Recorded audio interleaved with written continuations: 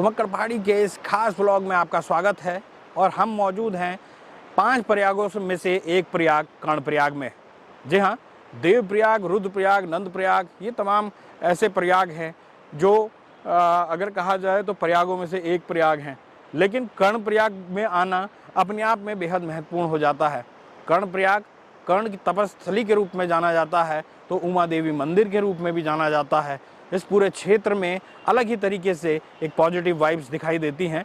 लेकिन इस एक सबसे बड़ी बात यह है, ये 2 नदियों का संगम है, अलकनंदा और पिंडर की। मैं आपको वो संगम भी दिखा देता हूँ कि आपको साफ तौर पर दिखाई देगा।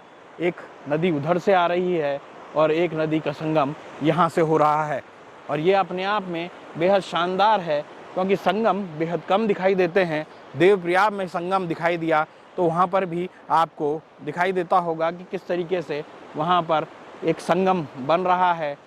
और ये जो इलाका है वहाँ पर आपको दिखाई दे रहे होंगे कुछ वहाँ पर सीढ़ियाँ बनाई गई हैं, घाट बनाए गए हैं। यानी जब ज़रूरत होती हैं, जब श्राद्ध और तर्पण किए जाते हैं, तो इन तमाम जगहों पर आया जाता है। और कर्णप्रयाग में आना ही अपने आप में बेहद महत्वपूर्ण माना जाता है। इस शहर को आप देख सकते हैं, बेहद खूबसूरत शहर है। कर्णप्रयाग एक धार्मिक और प्रसिद्ध धर्म स्थलों में से एक है। जो उत्तराखंड राज्य के चमोली जिले में एक शहर है, नगर पालिका का बोर्ड है। कर्णप्रयाग अलकनंदा नदी के 5 संगम यानी अलकनंदा संगम और पिंडर नदी के संगम पर स्थित है। अलकनंदा और पिंडर नदी के संगम पर बसा कर्णप्रयाग एक बेहद ही खूबसूरत शहर है। संगम के पश्चिम में शिलाखंड के रूप में दानवीर कर्ण की तपस्थली और मंदिर है। बद्रीनाथ धाम जाते हुए साधुओं और ऋषियों, मुनियों और पैदल तीर्थयात्रियों को कर्णप्रयाग शहर से ही होकर गुजरना पड़ता है। कर्णप्रयाग पौराणिक समय में एक उन्नतशील बाजार भी था और देश के अन्य जगह से आकर लोग यहाँ निवास करने लगे, क्योंकि यहाँ व्यापार की तमाम संभावनाएं मौजूद थी। इन गतिविधियों पर 1803 की विरोही बांध के टूटने के कारण रोक लगा दी गई। उस समय इस स्थान में प्राचीन उमा देवी मंदिर का भी काफ़ी नुकसान हुआ। कर्णप्रयाग की संस्कृति उत्तराखंड की सबसे पौराणिक व अद्भुत नंदाराज जात यात्रा से जुड़ी है। पौराणिक मान्यता या कथा के अनुसार पौराणिक समय में कर्ण ने उमा देवी की शरण में रहकर इस संगम स्थल में भगवान सूर्य की कठोर तपस्या करी, जिससे कि भगवान शिव कर्ण की तपस्या को देखकर प्रसन्न हुए। भगवान सूर्य ने उन्हें अभेद कवच और कुंडल और अक्षय धनुष प्रदान किया था।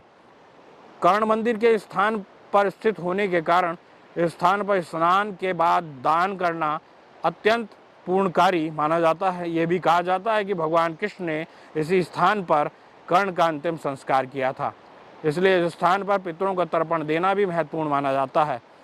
कर्णप्रयाग की एक अन्य कथा के अनुसार जब भगवान शिव के द्वारा अपमान किए जाने पर माँ पार्वती ने अग्निकुंड में कूदी, तो उन्होंने हिमालय की पुत्री के रूप में अपना दूसरा जन्म उमा देवी के रूप में लिया।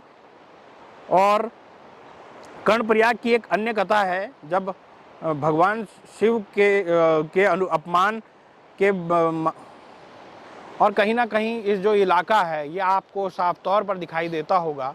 आप देख सकते हैं किस तरीके से एक प्राचीन शहर है। उधर आपको एक सुरंग सी भी एक जो काट कर एक रास्ता बनाया हुआ भी नज़र आता है। ये कर्णप्रयाग शहर है और कर्णप्रयाग जनपद चमोली का एक महत्वपूर्ण शहर साफ तौर पर नज़र आता है। और आपको उधर तमाम मकान दिखाई दे रहे होंगे।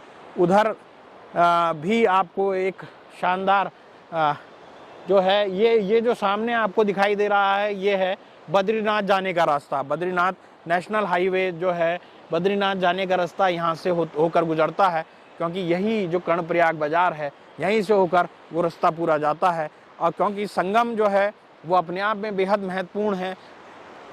और अगर कहा जाए तो उसके अलावा आपको ये कर्ण मंदिर यहाँ पर साफ तौर पर दिखाई दे जाएगा।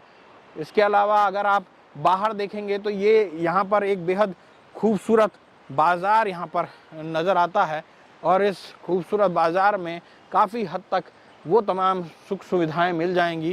क्योंकि कहा जाता है कि जो ये मंदिर है ये अपने आप में चाहे यहाँ पे जो पौराणिक मंदिर हैं, चाहे उमा देवी का मंदिर है, चाहे कर्ण का मंदिर है, वो अपने आप में बहुत कुछ अपने में समेटे हुए है।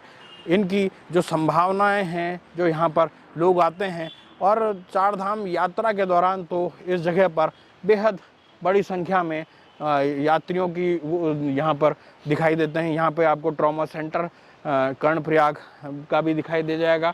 इसके बगल में आपको यहाँ पर थाना भी है और तमाम चीज़ें जो हैं वो यहाँ पर दिखाई दे जाएंगी। तो कुल मिलाकर अगर देखा जाए तो पंच प्रयागों में से एक प्रयाग कर्णप्रयाग में बहुत कुछ है जब आप आते हैं यहाँ पर, क्योंकि ये उन प्रयागों में से एक है जहाँ पर जिनके संगम में आकर आप अपने तमाम पाप जो हैं वो यहाँ पर जो अलकनंदा और पिंडर नदी का जो संगम है वहाँ पर उसको धो सकते हैं। तो कुल मिलाकर दोस्तों आपको कैसा लगा ये वीडियो, ये अपने कमेंट सेक्शन में ज़रूर बताइएगा। मिलते हैं अगले किसी वीडियो में, तब तक के लिए नमस्कार।